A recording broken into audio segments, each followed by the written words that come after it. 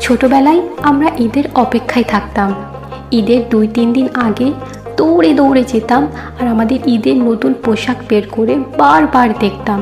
আর কতই না খুশি হতাম যে আমাদের ঈদ চলে এসছে, কতই না মজা হবে, আনন্দ হবে, মেলা যাব, কত কিছুই না কিনবো।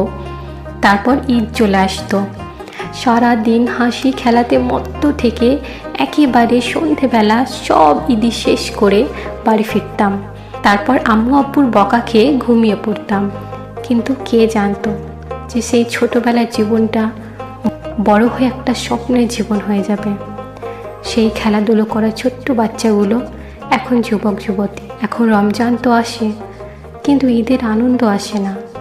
এখন রমজান যাবার দুঃখ আমাদেরকে কুড়ে কুড়ে খায়, যে আবার সেই ডিপ্রেশন ভরা দিনগুলো ফিরে আসবে। কত মুশকিলের পর তো আমাদের জীবনে শান্তির কয়েকটা দিন আর রাত এসেছিল।